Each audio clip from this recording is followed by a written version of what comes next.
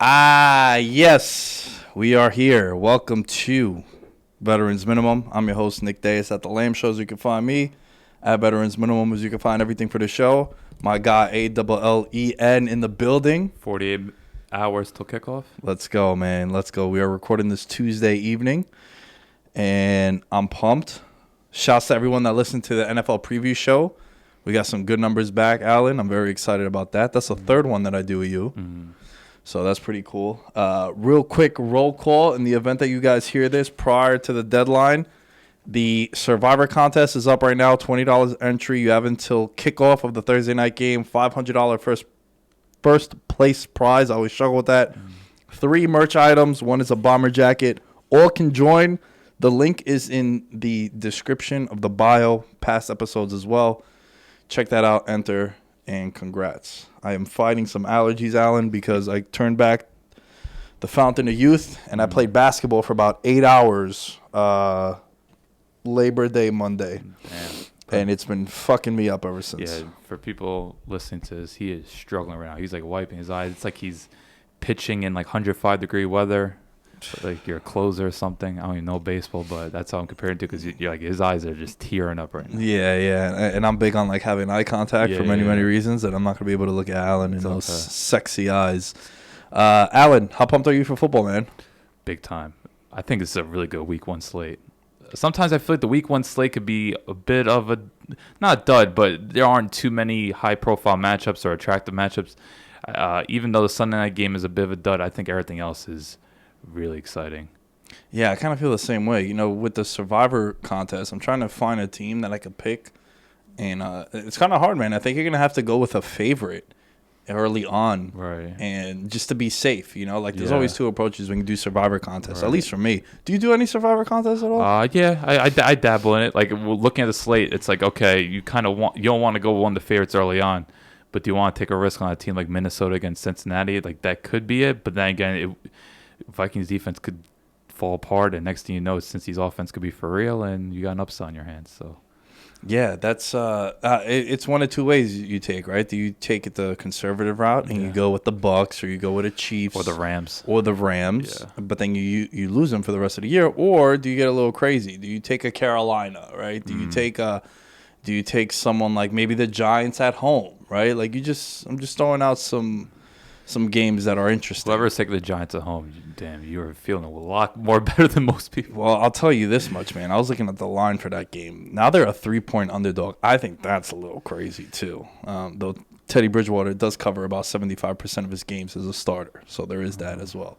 Alan, there's a segment at the end of the show that I want to get to, which I think is going to be fun.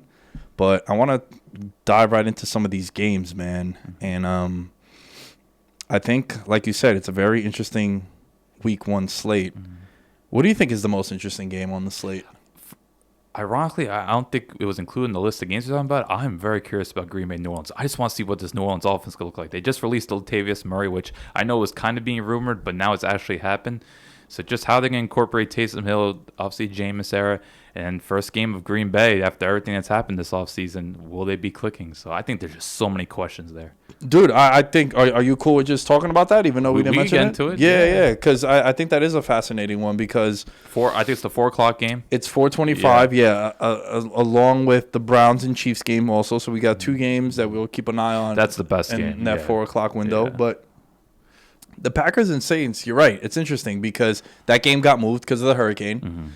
So now they're playing that game in Jacksonville. Apparently the Saints picked Jacksonville because they were worried about the Green Bay fans traveling. They travel. And apparently there's a big pocket of Packer fans, Packer Nation, in Jacksonville. So they're expecting a big crowd also. The line moves from 2 to now a 4.5-point favorite is what the Packers are going to be. A lot of that is because of the uncertainty of what to make of Jameis Winston now. You're not going to have Michael Thomas. Man, round of applause to you about Alvin Kamara being the most valuable offensive piece in all of football probably, especially now with how no Drew Brees, no Michael Thomas. Right. How you feel about Kamara entering this year in this game in particular? He might average like 30 touches a game because like I don't know what's their running back depth now. They probably have some 6th-rounder emerging, but for most part, it's him. I know Callaway's been getting buzz. Traquan Smith might have a little more value now as a vertical threat now that James is back there.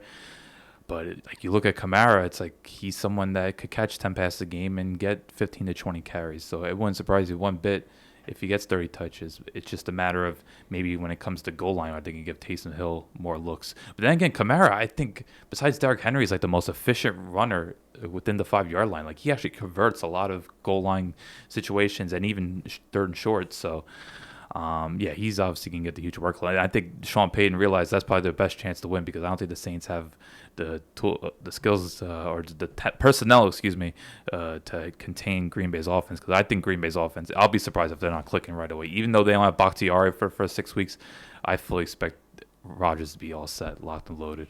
The running back now is Tony Jones Jr. out of Notre Dame. He's going to step in. A lot of people were saying he's a late use a waiver kind of guy on him. Or a handcuff, or a handcuff for sure. Jameis Winston got to be the storyline of this one. Tough opening game. I think the hype. There's been growing hype about or growing buzz about Green Bay's defense. I think now that Mike Pettin's gone, it's going to open things up. Mm-hmm. I'm really excited about Green Bay's defense. Well, I also think with this one, I was having this conversation with my buddy Dom at the gym. It was like, Winston, he's never really had anyone to throw to. And I was like, nah, dude, you definitely can't say. He's like, oh my God. People go to enter the league. Yeah, he's like, I completely forgot about Godwin and Mike Evans. Yeah. And now you go from there to now what the Saints have currently. It's basically Kamara and a bunch of cast-offs. Like, I get the Callaway buzz, and he might get there just off targets and volume, and he seems to be a guy that fits perfectly to what Winston likes to do. Mm-hmm.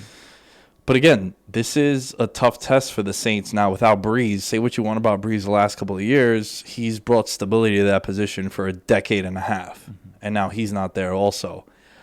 I want to see what their defense is going to look like too, because they lose Hendrickson to the Bengals. He was a big part of their defense. Mm-hmm. Some of their guys have either not performed well or they're getting up there in age, right? Mm-hmm. Like Jordan is up there in age now. Lattimore came in as like the next Darrelle Revis the first year and a half, and then since then it's kind of been their quarterback's very shaky. Yeah, they just signed Desmond Trufant, who I love, but he's last 2 years has been very injury prone, and I think he's some family issue, reason why Chicago released him. So it's a lot of uncertainty there. I think Marcus Davenport, remember who they traded a first round pick, or that moved up in the first round to get. He's someone that really needs to step up for him. They just lost a lot of depth, losing a guy like Sheldon Rankins as well. So there's just so much questions in New Orleans. But one thing they have Sean Payton, a top 3 running back or top 5, depending on how you want to break it down, and a great O-line. So these are things that are huge assets and things you want in the NFL. So I'm not totally going to write off New Orleans, but it's just way too many question marks in a conference filled with good teams. Yeah, the NFC is loaded. That was something we highlighted on the NFL preview show. Mm-hmm. And also, I think New Orleans is one of the few places where home field advantage really matters. Oh, yeah. Right? Like, that's a place where I feel like Kansas City, Seattle, the Saints, Green Bay. Yeah, look at week 1 last year. It was that Saints-Bucks game. Like, Tampa's offense really struggled. Brady didn't get much rhythm. I know Evans was banged up, but still. Yeah, and it's a venue that's been historically tough for a lot of teams to go play in. Mm-hmm. And I think it's one of the few home field advantages in the NFL. And now you don't have that. That's also why that line moved 2.5 points. But I think, similar to you, I want to see what this Packers offense is going to look like with a lot of the same guys coming back. Rodgers now in the last dance. And I do the air quotes for those of you watching because I'm not buying the last dance thing. It's the hype off that documentary because it's not like you've won all these championships. Yeah, and I know it's going to be hard, but I just kind of want to not talk about his future, like at least until after the season's over. Like I feel like every week we're going to talk about, this might be it right over last round. I'm like, let's just see how it goes this season. I want to focus on the present. So because I just know it's going to be a weekly storyline. It's going to get exhausting. So yeah, because it's also they're a legitimate contender. Yeah, I feel as if in the NFC it's the Bucks, the Packers, and the Rams. Yeah, that's in my opinion. And then there's a tier right below them, which is very close. Like if a couple things go right, like Seattle, if their defense improves, San Fran, if Jimmy G stays healthy or they put in Trey Lance, then you can enter them into that next. Exactly. Everyone else is like similar to Washington, right? Washington is what do we make of Fitzpatrick, right? The Right. more I was looking at Washington's schedule, and I think that's a nice segue into the next game that we got highlighted, Chargers going at Washington. Last year, their defense was great, but they didn't exactly play a lot of Pat Mahomeses and Aaron Rodgers. They were playing a lot of jobber quarterbacks. Last place schedule to a first place schedule might be a little daunting for them. Yeah. And now they're playing the AFC West, which is a very tough division. So it's gonna be a bit of a transition. I know that we're both pretty high on the Washington football team. We're treated to see the offense, but like same time, like Curtis Samuel, I realize has not practiced in a long time. Dude, how does he show up out of shape too? Have you seen those reports? I have not seen that. He might be on a snap count because there's concerns from Rivera and the coaching staff that he's not in shape. Ouch. He hasn't been able to fully practice since he's June. had a groin issue. Yeah, he's had groin. Yeah. He's had COVID issues. And, Daimi Brown coming out of UNC was a guy who made a really big catch in the preseason too, and they've been hyping him up also. He'll probably be in those 3 wide receiver sets along with Cam Sims, who's more of a special team kind of guy. Right. Maybe they'll put McKissick in the slot. Right, and then Logan Thomas as well. I love me. I think I don't know if he's like the next one to like really break out, but I'm just seeing like just how big he is and the way he goes down the seam, making like he's just a real physical presence. I'm intrigued by Logan Thomas. Yeah, good for him too, Yeah. man. He got paid this offseason, Yeah. three-year contract extension for $24 million Yeah. for a dude that was not going to play quarterback in the league to transition to tight end. I think that dude should definitely be proud of what he's done. But I really want to talk about the Chargers because everyone knows I have a boner for the LA Chargers this year for many, many reasons, most notably Justin Herbert. I think he might struggle week 1. I think I could see it already. I'm going to get tweets saying, yo, hell of a pick, man, like sarcastic stuff, or people just trolling The me. week 1 overreaction. Week 1 overreaction. And here's why, right? You got 3 new starters on that offensive line. It's the first time he's going to play in front of a live crowd like that. One of them is an all-pro, Corey Lindsey. Oh, Lindsey. Yeah.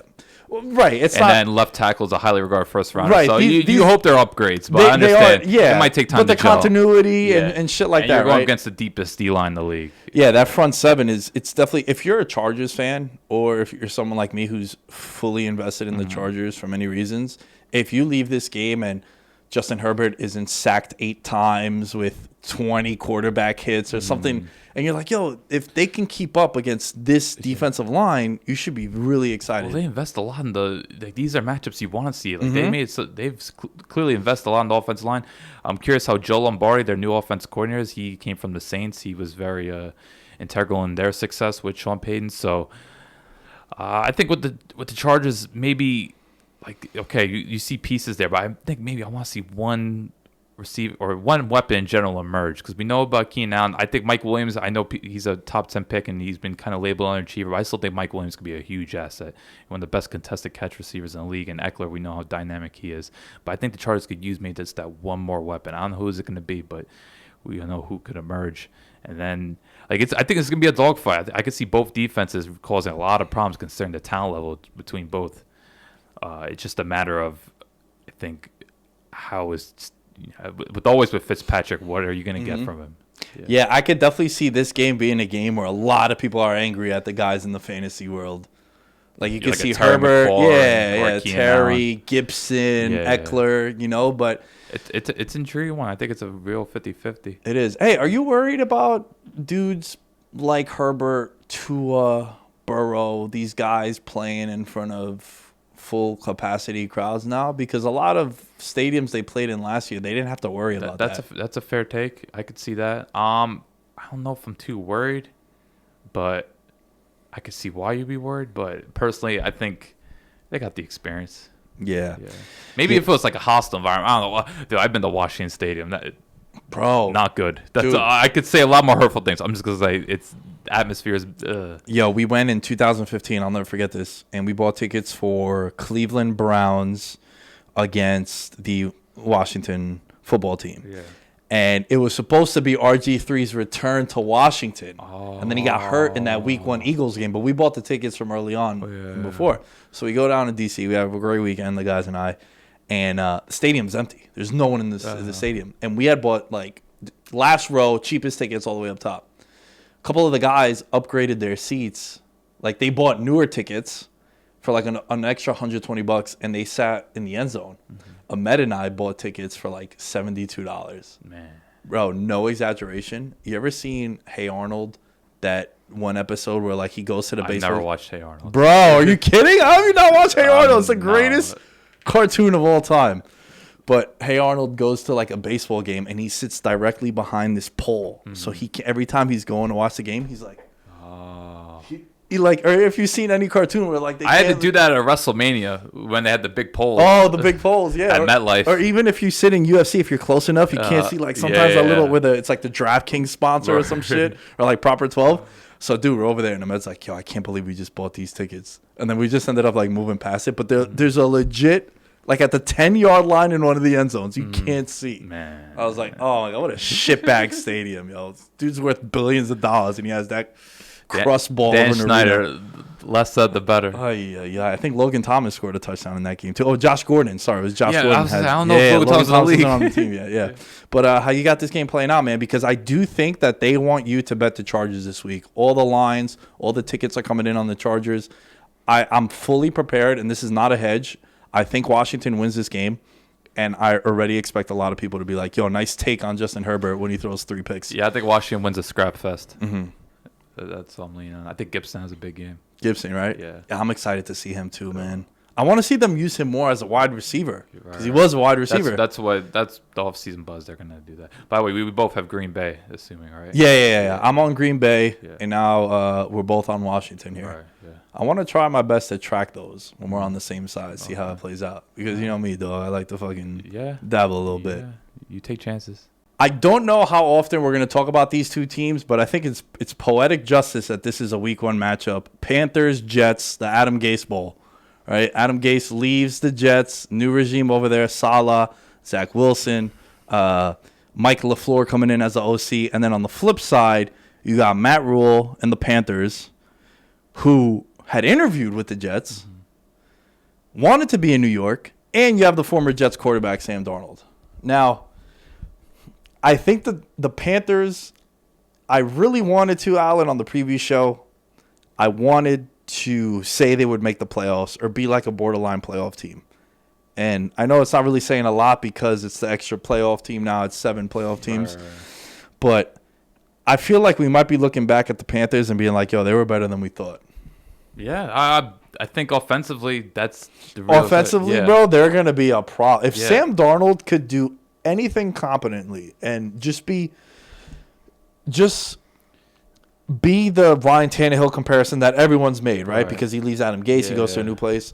But I think it's very important that all situations are different. And, dude, Marshall Jr. from LSU was the number one rated rookie per PFF. I know PFF, a little hostile over here on this program. I don't mind PFF, but yeah, they have their issues. They have their issues, as we all do. The number one rookie wide receiver in the preseason. You got DJ Moore. You got Robbie Anderson. You got CMC. I really like them offensively. Defensively, a lot of question marks. Let's see. J.C. Horn had some moments in the preseason too. But it's a tough ask for a rookie to have to go up against the Mike Evans of the world and Calvin Ridley's. And, whenever Michael Thomas comes back twice a year, you really need to have some balls in that division. So I'm really excited about this one because I think right away it's going to say a lot. Because if you're the Panthers, this is a good matchup for you to showcase Sam Darnold. Yeah, you got the revenge narrative, you got all that, but it's not the Steelers' defense that he's going in there. He's going up against a defense that he knows a lot of the guys on that field, and also he's not going up against a buzzsaw. Right. Like the Jets secondary looks highly, highly, highly questionable. Like I can't name you a corner that they have. Like obviously Marcus May is still there, but the corner situation is bad. Obviously no Carl Lawson. If you want to talk about trench battle, though, like to me, one of the rising or breakout stars from last year was Brian Burns. Brian Burns is a devastating edge rusher. Nasty spin move. Really has a sick get off. Seeing him go up against Becton, that's like one of those trench battles to keep an eye out for if you're watching that game.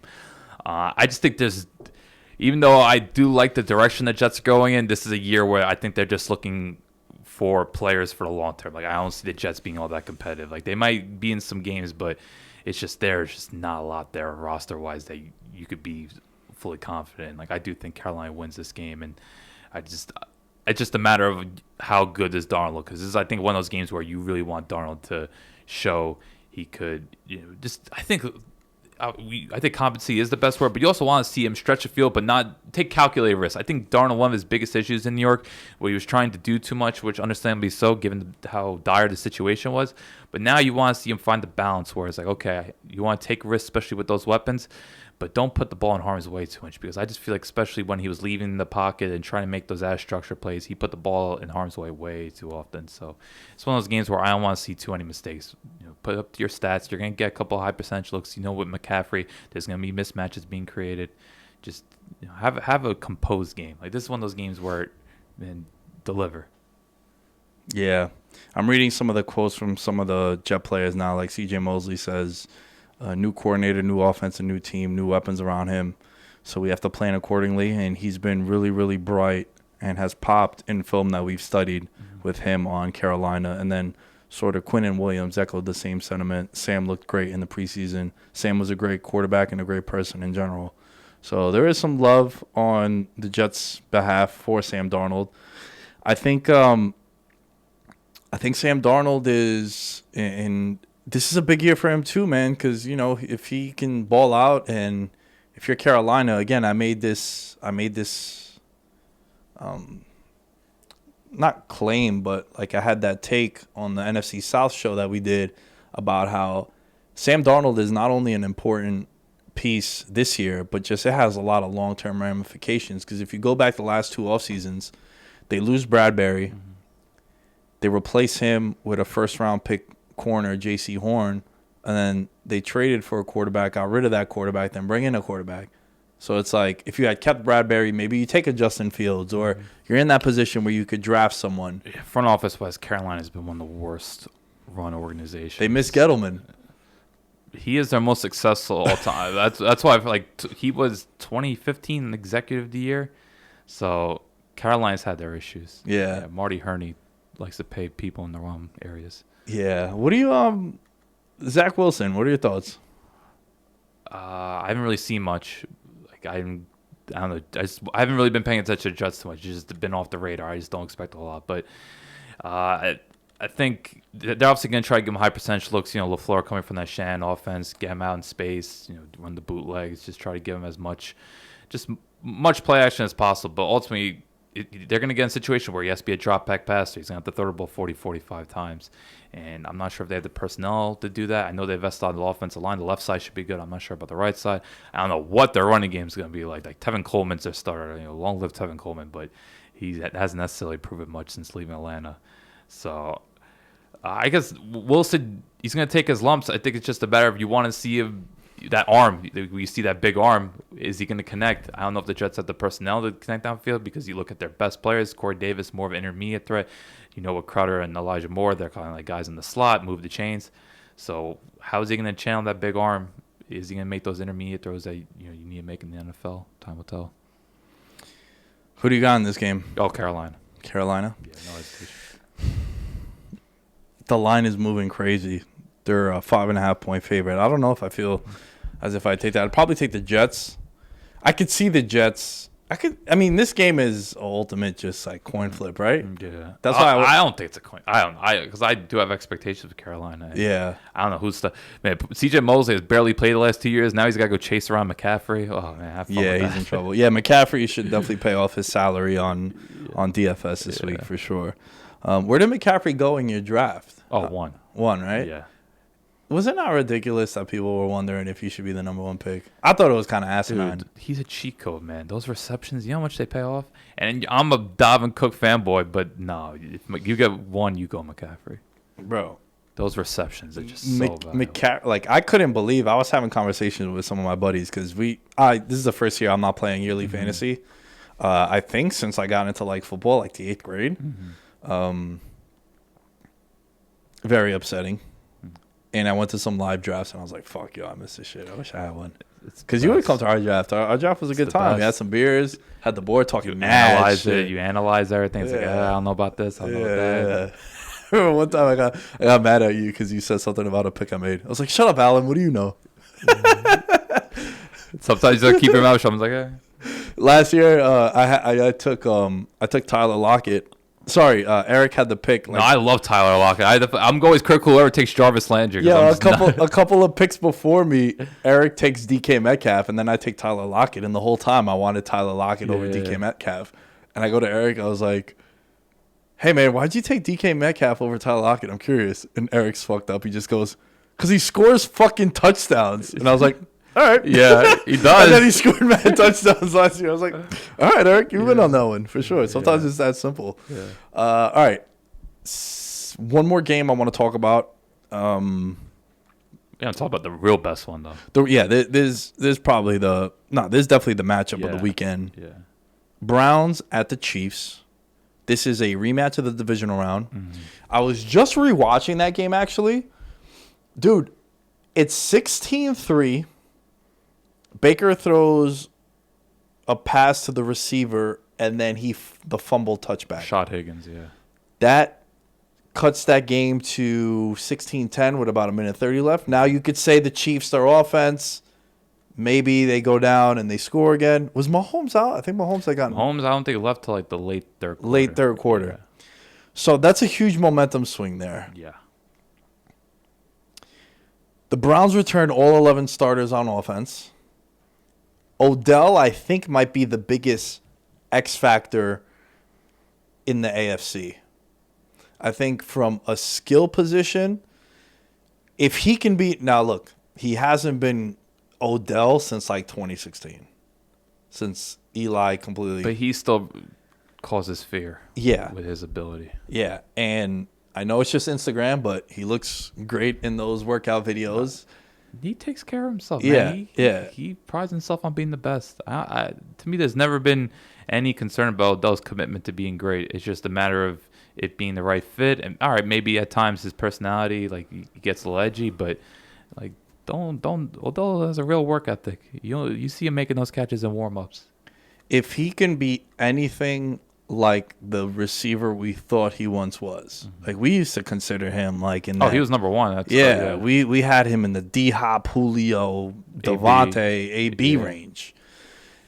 If you can add a guy like that to your offense, the idea that this is where like the analytics shit pisses me off, because it's like, bro, you make it work with guys. Like, if I have a chance to get a guy like that on my team, the talent prevails. Yeah. And you brought up a great point about how some of those numbers were misleading because you had Freddie Kitchens there too. Yeah, we need a full season on Stefanski. That's what it really comes down to. If he can slide into that Stephon Diggs role, like what he had with Minnesota, and then you put Landry as like that Adam Thielen guy, like, yo, sky's the limit for this team and this offense. And what they did between the draft and free agency, they loaded up on defense, because you're looking at your conference, you're like, what do I got to worry about? I got to worry about Buffalo, and I got to worry about Kansas City. Mm-hmm. Lo and behold, you play the Chiefs week 1. And you're in a tough division, and you are in a tough division. They should win a division, but still, you got 4 intense games ahead of you. Yeah, for sure, without a doubt. And I do think that the Bengals' offense is going to put up some points on people. So you have a lot of offensive weapons that you got to try to negate their strengths. But this one here, man, I want to be a little ballsy and say that I think Cleveland wins this game. Mahomes in the preseason, I know it's just preseason, but he played more than I thought he would.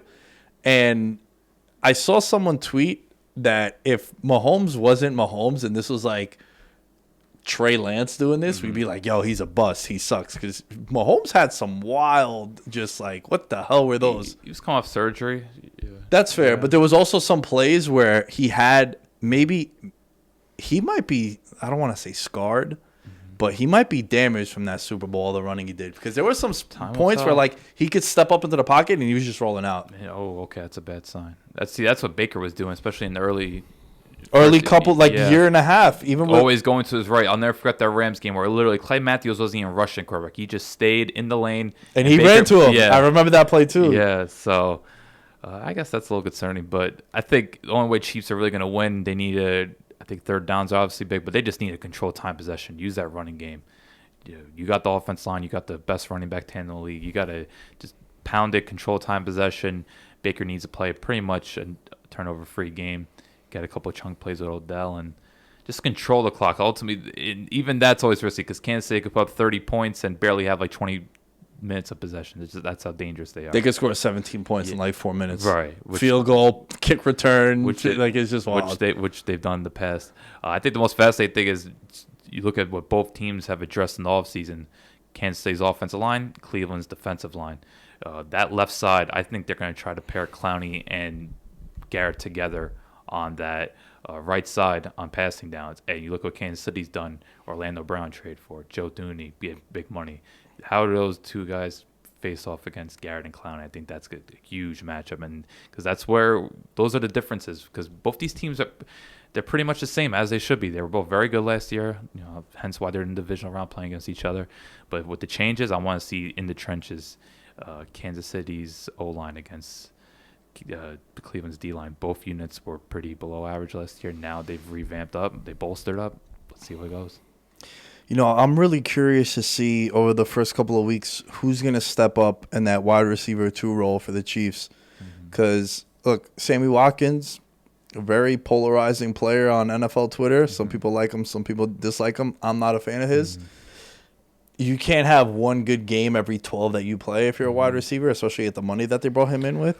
And now I think you're asking a lot of Pringle and Hardman and these guys to step up. I know you got Kelsey and Hill, but also, man, those dudes have not missed no time. Mahomes has missed some time. Kelsey now is getting older. Hill's still a problem. I think he has a legitimate chance to break 2,000 yards this year. I really think with all the, the A dot is always like 20 yards downfield and shit like that. But I really think it's important to see who steps up as a reliable, 3rd and 8. They'd hit Sammy Watkins, 3rd and 3. Play action, bombs downfield to Sammy Watkins. Like, you need to have another guy that you could trust and to win his matchup because he's not going to get double teamed. So you got Hill, you got Kelsey. It's only going to make it easier for you. Right. So you need to kind of step up in that role as a number 2 wide receiver. Yeah, I hear good things about Pringle, but I like it. To me, Pringle and Hardman are the 2 guys you're looking at. Just Hardman, you expect him more out of at this point. Like he just looks like a gadget player at this point, where they have to manufacture plays for him. Well, he can't be that now. Yeah. It can't be 3-4 end of rounds and shit like nah, man. We gotta you gotta see you run routes. We gotta design plays for you. 20-yard out. You gotta create separation. Yeah, move the chains. So how do you think this game plays out? I'm still gonna go Kansas City. I'm not overly confident about it. I don't think Tyrann Mathieu's playing, right? Because he got COVID. He might be questionable. I'm not sure. That's obviously a big loss. These COVID things are so wacky, man, because I don't know all the players that have and haven't been vaccinated. I know some team, I know the Falcons have been fully vaccinated. I heard 94% of leagues vaccinated. So yeah. Like if you look, the Bucks are fully vaccinated too. I think you just have to look at the high profile players. I think the Colts are the biggest concern between Wentz and Darius Leonard. Like, if you just look at the players that have been outspoken against, we talked about the Vikings ad nauseum and the preview show, so that's all you could really do at this point. But other than that, I think teams are taking care of business. Yeah. I want to go with Cleveland. They're top 3 team in the AFC. But it's also they're, last 16 years, opening week, what do you think their record is? 2-14. 15-1. Oh, that tie. What was that against? Like Pittsburgh? I think it was against Pittsburgh. 2018, maybe. Holy shit! When Le'Veon was holding out and James Conner, big game, they're like, who needs Le'Veon? They're kind of right about that. Shout out to Le'Veon signing with the Ravens. Oh, he did? Yeah. How long? Like today, a couple of hours ago. Really? Oh, damn. Okay. Yeah. Damn, they didn't sign Devontae Freeman. Come on, man. Former Giant great Devontae Freeman. Devontae Freeman, unfortunately, has been on way too many teams, man. I'm gonna go with Cleveland. Fuck it, just to be different. All right, go ahead. I'm going. I think this is gonna be a big test. If Cleveland could leave this game either with a win ultimately, or if it's like a late field goal, if they win, that's huge for them. That's a huge confidence boost. Like, who could be that? I know it's kind of weird talking about morale boosting, but that would just be like, okay, we could go to Arrowhead and win. Yeah, sky's the limit. Yeah.